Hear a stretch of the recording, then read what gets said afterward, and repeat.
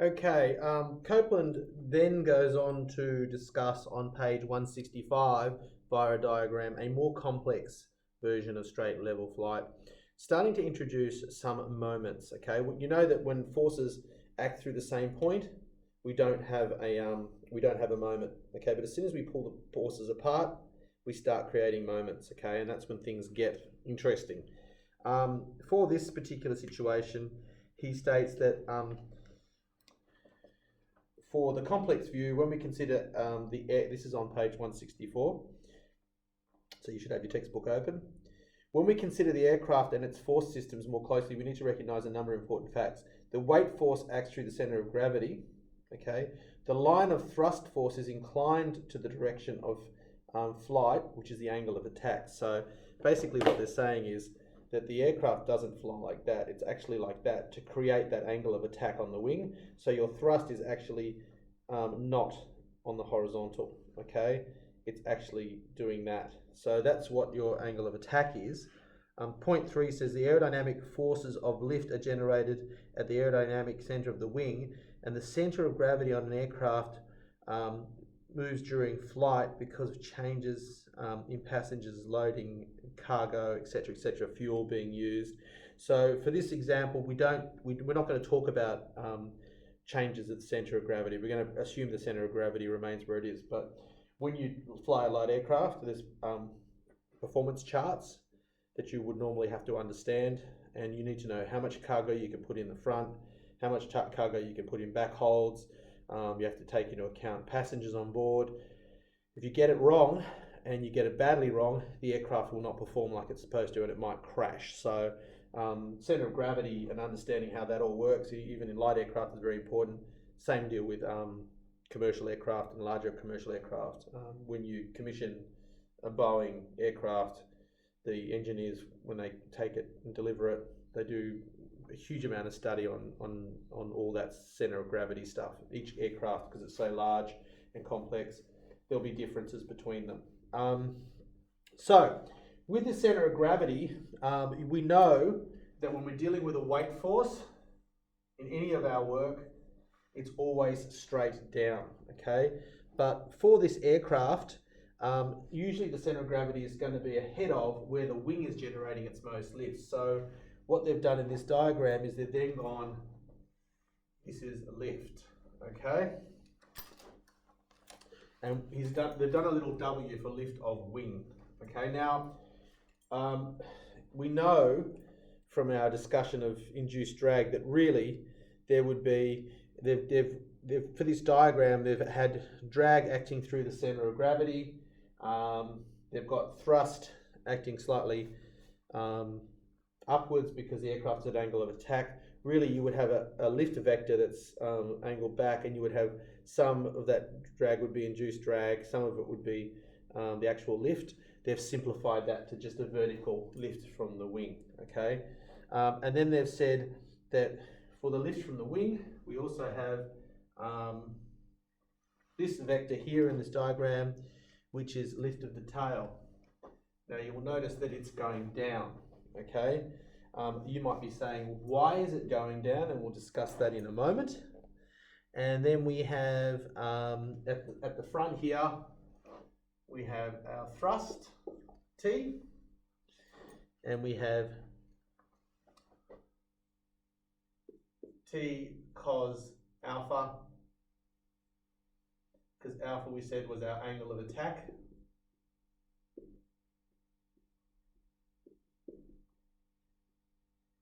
And we have T sine alpha. Okay, so they've just resolved that angled force. When we talked about resolving angled forces when we did our truss analysis, when we were trying to work out reactions at supports, same deal. Okay, so they've resolved that into that thrust vector into a horizontal and a vertical component. And then they've given you the drag.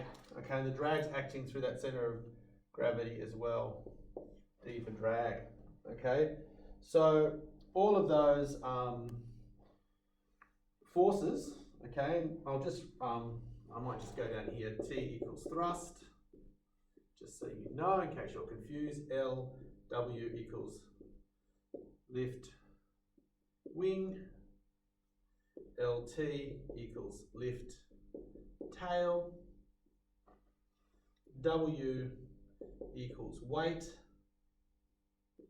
and D equals drag. And like I was saying, drag would be a lot more complex than just a single vector, and it would certainly not be acting, perfectly like that. So they've definitely simplified this down, and they've also said this is still simplified because it's neglecting such things as aerodynamic moments set up on the wings and tailplane, thrust moments, drag moments. So they're admitting that drag is going to be a lot more complex, but nonetheless, that's their take on a more complex version.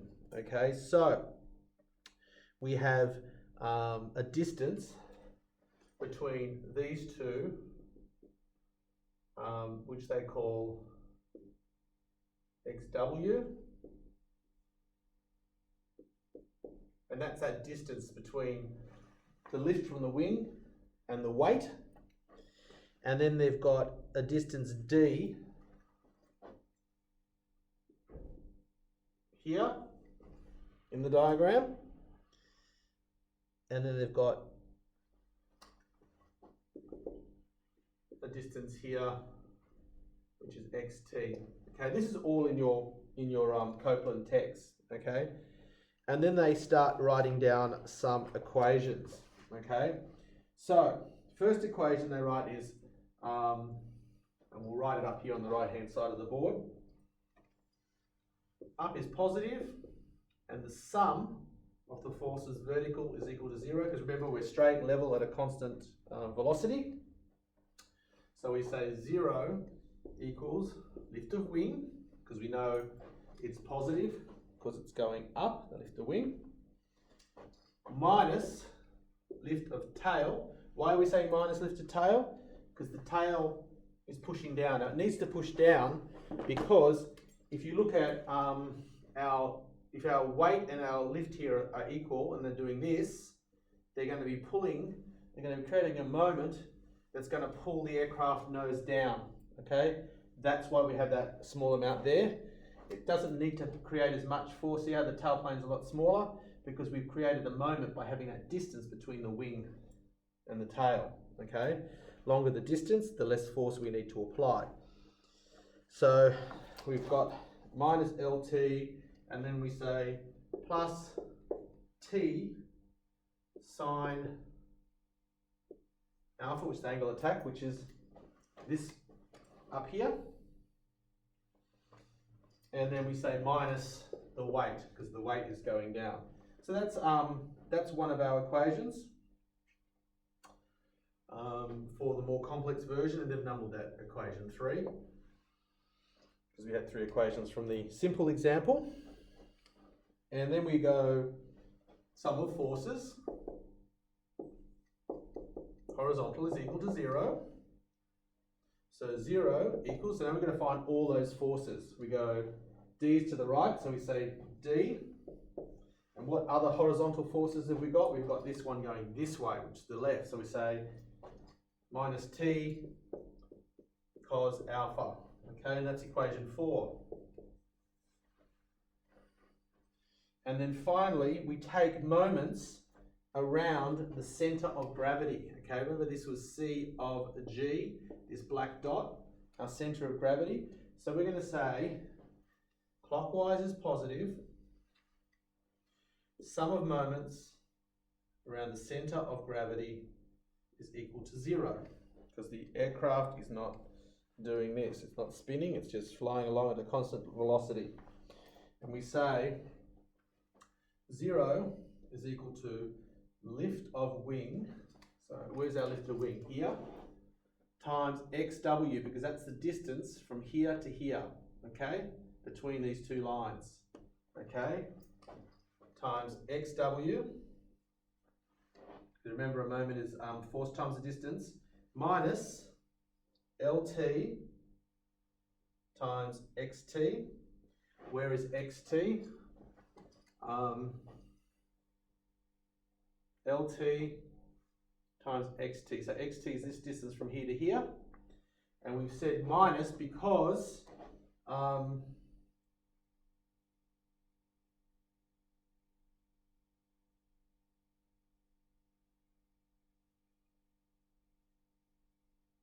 it's going to be anti-clockwise according to this. So let's have a look and make sure we're getting this right, or make sure that Copeland's got it right. Lift of wing. Oh, sorry. The reason why I'm getting confused is because they said anti-clockwise is positive. Okay. So yes, so that's a positive because lift is spinning it this way. Okay, but this one's going to be spinning clockwise, so it's minus is correct. Minus T sine alpha, which is this one, okay, times that distance, which is D. Okay, so that's equation 5. So they've just done a whole series of equations to show you how moments might be set up. And like they were saying, they're neglecting thrust moments, moments that might happen in individual places on wings because of different forces, etc., etc. It's a very complex situation, okay? But they've given you a very simplified version just to show you that how a moment might create or happen because of forces that are not aligned in the aircraft. So hopefully that helps you understand that more complex version. And then they've written underneath here, most medium-sized aircraft have the centre of gravity in front of the wing vector, and therefore lift on the tailplane must act downwards to maintain the trim. In other words, you don't want the aircraft to be tipping forward, okay? Equation 3 shows that the lift of the wing has to be greater than the aircraft weight to maintain level flight, which is fairly obvious. We even worked that out from the first example. And equation 5 shows that the moment generated by the wing is balanced by the moment generated by the tailplane. And as alpha and D are small, the thrust moment will also be small compared to the tailplane moment. Okay, so forces and distances, if forces are small or distances are small or both, we end up with less of a moment. Okay, we should know that by now.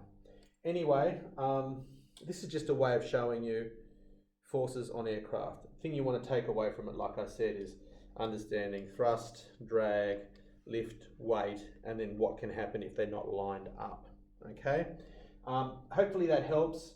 Copy the diagrams from Copeland, look over them yourself, think about what's happening. Okay, by now we should be starting to understand this idea of forces, vertical, horizontal, and moments. Okay, so that is straight and level flight, both the simple version and the complex version. We should now know what a winglet does, or why we would have wings that are swept back at the tips. We should know the difference between induced drag and parasitic drag, okay? And you should have all that written down, and you should be able to label the forces acting on an aircraft when it's, or the mechanics of an aircraft in level flight, both the simple version and a slightly more complex version. A lot of stuff to get your head around, but that's the lesson for today. Next lesson we'll look at the drag, lift to drag ratio, and climbing, an aircraft that's in climb. Okay. See you next lesson.